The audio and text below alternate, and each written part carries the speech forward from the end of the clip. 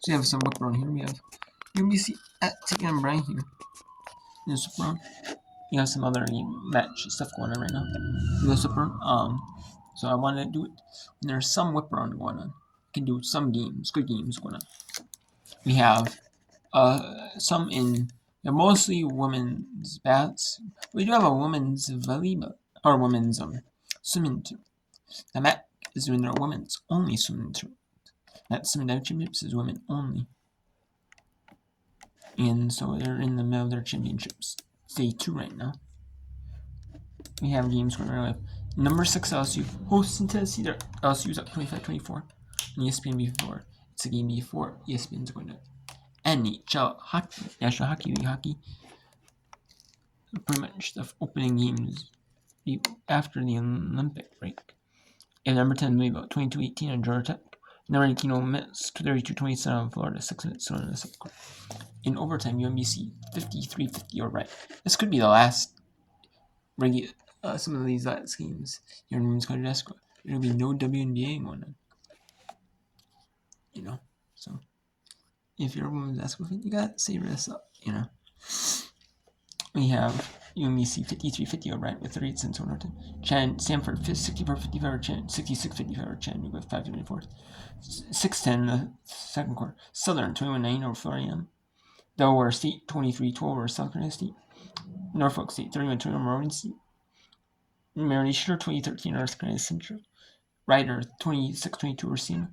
Alcorn State 36-17 over Texas Southern. 2013 Coppin State over Howard. 19-13 Quinnipiac over Niagara. If Niagara upsets Quinnipiac, man, they beat Ryder in their first win of the season.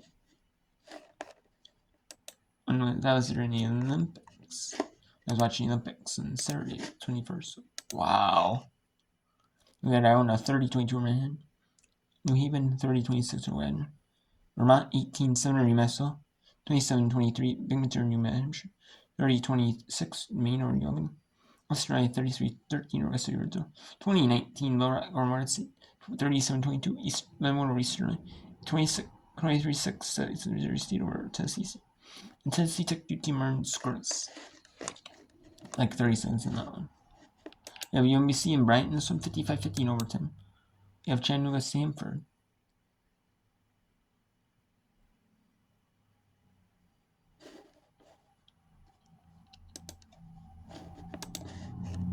You have 66. You have Chattanooga Stanford. And you have Virginia Union in the women's quarterfinals. The CIAA tournament. Fayetteville State 22-17 over Virginia Union. And we have number 6 LSU 29-24 Tennessee. Like I said, the Rock and Morris, and we have the Maximilian Diving individual championships. So Felicia Klintmeyer won the MAC 200-yard individual medley.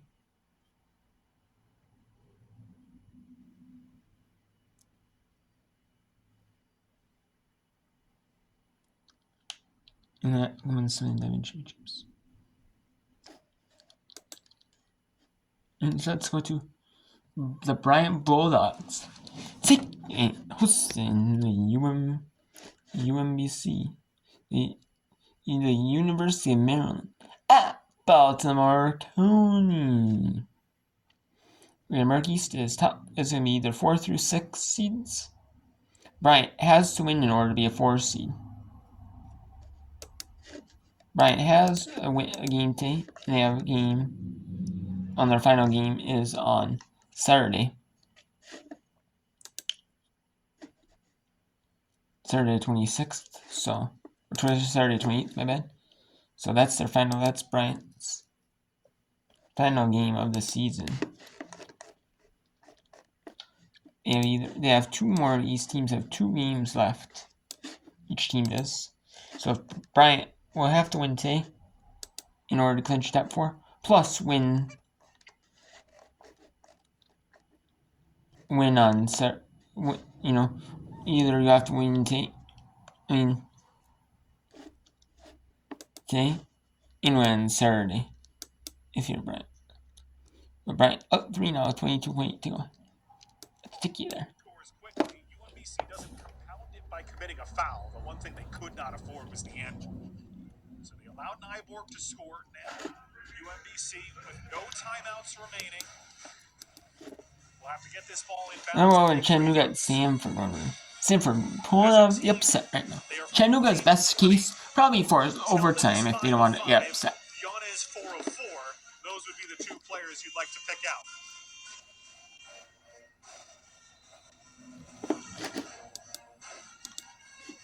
And it all starts with the inbounds too, like you said, Mason. Has to be clean.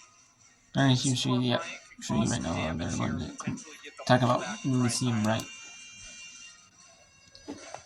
Here's the pump fake and go as Williams was sent flying by, and Heidi Williams did the right thing by not committing a foul on Nyborg. Even though it's a one-possession game, you trust that whoever gets there's some days I haven't even looked wrong because I'm two and get it back to two possessions. It's Giannis and Rubino Fowler, and that's a good play by UMBC.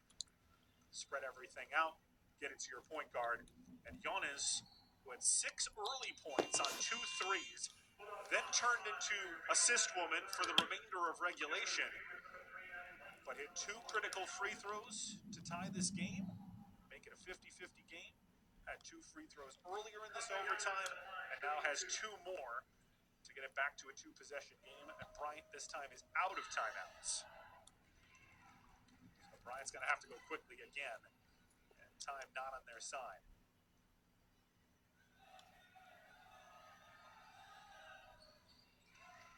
In Baltimore, the Bryant men trail UMBC by 5 with 5 minutes to play in the first half. 22 seconds. Izzy Adams, as Nyborg gets her leg taken out. Rubino's open for 3. She missed it.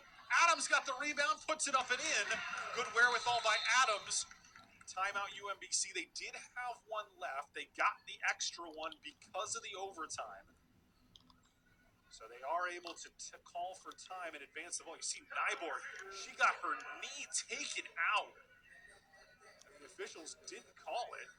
And she got clipped really hard, like you said, Mason. Now, if they had called it, that would have been the foul to give. So it actually would not have sent Nyborg to the line. So whether you think it was a good or bad no call, it does allow Bryant to at least continue the play, get 2 points. As Rubino uncharacteristically airballs the 3, but it found its way to Adams. And now it's the same situation over again. UMBC got to get the ball in bounds. You'd imagine same play. Get it to Yanez if you can. And let her take care of business at the line. She just did exactly that, 2 for 2 in that last sequence at the line. You do see that critical possession arrow in favor of Bryant. So if they could find a way to tie up the inbounds, they would get the ball back. So they're going to spread everybody out again. Slomack goes into the backcourt along with Elena Williams. Inbounds for Tiara Bellamy with Tillman. And here comes Yanez. They get it to her. And she's wrapped up. She is wrapped up. Jump ball. Bryant ball. Candace Hill can't believe it. Bryant has a chance. Wow. What a turn of events. She went for the bear hug and then almost slipped off of it into a jump ball. Bryant has no timeouts. They will have to inbound it just inside the backcourt. I'll take it, though. Adams. Wow. Scott Rubino. Bryant needs a 3 to tie it. They have 11.4 to do it. Wow. And a foul to give by UMBC as well if they elect to use it. Mancini goes to the rim, looking for the kick to the corner. Still with the basketball, pulls up for the tie! Yanez at the horn. No! And we go to overtime number 2. Mia Mancini on a broken possession sends us to a double overtime. Mason, you and everyone else, their jaws dropped. What a wow. play by Mia Mancini. Overtime. You said it was a broken play, and she just escapes, has a little room, and knocks down the triple. Take another look. Williams tried to contest Mancini, who hadn't hit a 3 since the very early stages. Makes this a 57-57 game. We take a breath. here on ESPN Plus. Double overtime on the way after this.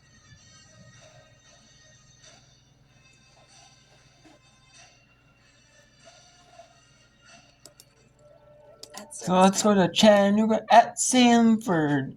Chattanooga up, down 4 here to Sanford.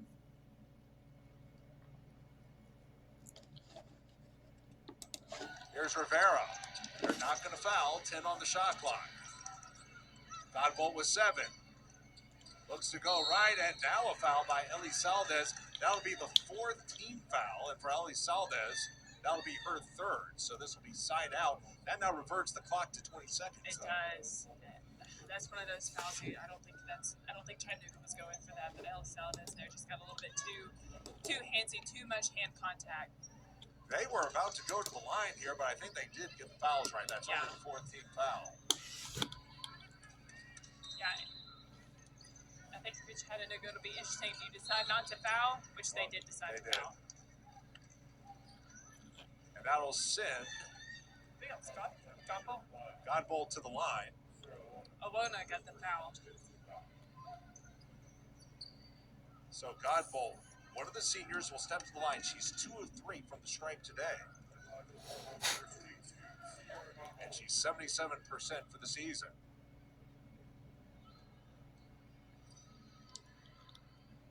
And she got the first one. And remember, Chattanooga with 2 timeouts remaining. We'll see if they use one here.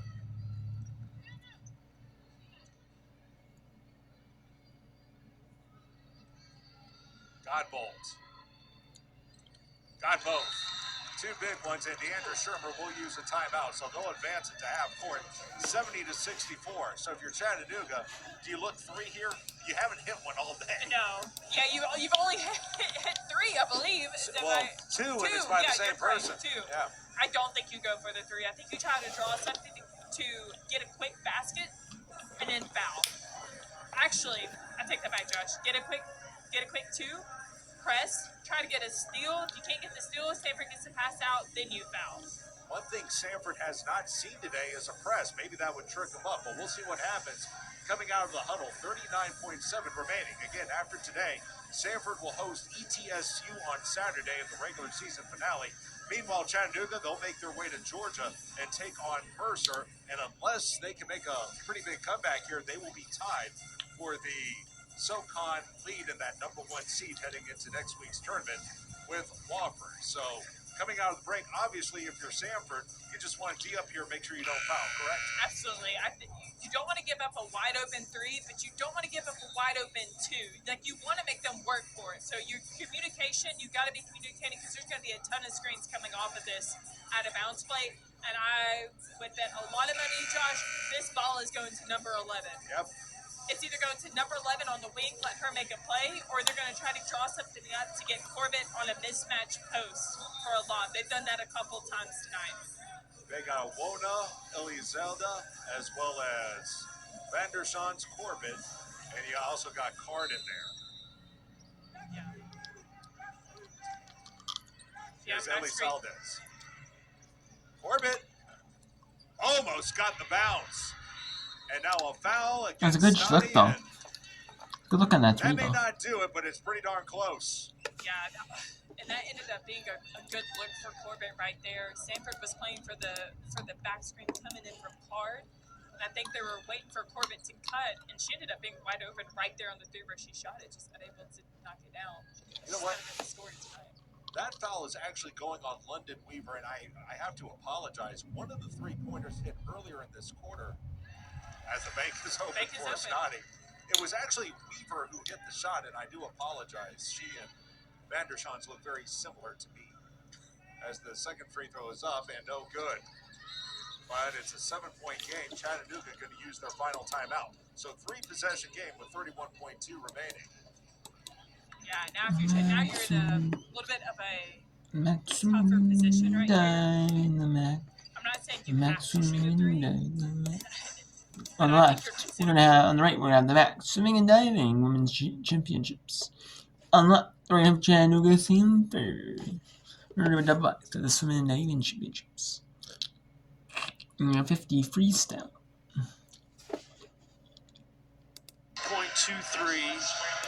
Swabinska went 22.28. Kelly Parks went 22.29. Right. And all three of them are under the NCAA standard. Obviously, whoever wins this, if they hit the time in this final, they punch their ticket to the national championship. And when you're talking hundreds of seconds, it's how quickly do you get up to the water and break it? How much do you accelerate off the wall? Right. Second team in 2025. Last night was the freestyle leg of the MAC champion. MAC record-setting 2 medley relay for the Zips from the University of Akron in lane 5. Senior Anna Swabinska. Swimming in her third championship final in this event, 53 champion from last year, swam on the third place medley relay last night from Serbia and Ohio University in lane 6. Junior Zina Soki. So the MAC record in this event is 22.04 by Megan Burns. Set in 2017, Burns also has the pool record at 22.11. I can see that possibly going down tonight. From Medford, New Jersey, and Ohio University in lane 8, freshman Tori Whitmer. Championship final, Mr. Referee.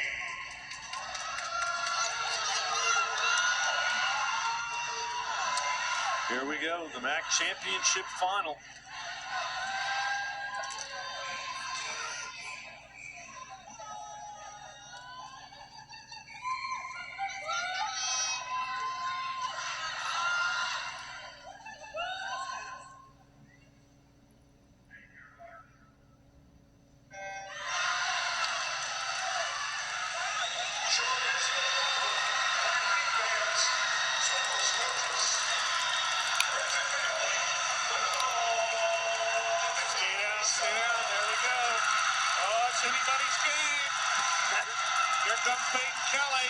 Kelly Parks, and it's Kelly 21.88. What a swim! That is a new MAC record.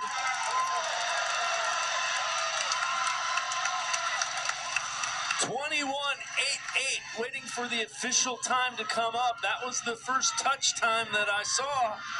Boy, she's excited. That's exciting to see. It's also an NCAA qualifying gun sheet. Great start. She had a great breakout. She had about just a little edge on it. Came into the turn pretty well. Off the wall, but her acceleration the last and held under, and her acceleration. Look at the acceleration on that last 10 yards. Saved a couple of strokes and then accelerated. 21.88. She does, in fact, punch her ticket, a new MAC record. It's also a new pool record, as 22.11 was the pool record. So she sets a MAC record and a pool record. And Parks and Swabinska are under the qualifying time now. What will happen with them is at the NCAA national level, they have a certain number of athletes that they take. And so they'll be entered in the meet, and depending upon how everything kind of falls in place, they could end up possibly making it. Yeah, because they take the top only based on on times. So that's like 16 fastest times underneath the 10 will take it. And they'll adjust it for like next year maybe. Like the top qualifying time is 22 minutes, 22 seconds. So you gotta get under 22 seconds under. But if the top 16 are say like they take 16 and the top 16 is 21.90 or under, well then they'll adjust it, you know. But you can't be thinking 2 for 1. You just have to be thinking get the 1. Like you said, can't be thinking too far ahead. Just get the tying bucket here. Any means I mean, necessary. Sanford's gonna win over Chattanooga, Where they're upset gonna go with so many Chattanooga. different scoring options tonight. There's the post double team as Ooh, Giannis got should we take stripped it to by Florida? Mia Scott. With Should we UMBC take it to having the Florida? lead I don't know. and the 2 timeouts, Tillman can stay on the bench with the 4 fouls. And you can leave Scott on the floor. I don't know. I like that. Austin, I should say. So Austin, Scott, Bellamy, Williams, and Giannis will break the huddle for Candace Hill. I would expect Bryant will bring out the same 5. Rubino, Mancini, Adams, Nyborg, and Scott. They're going to check the clock, I believe. We're going to confirm.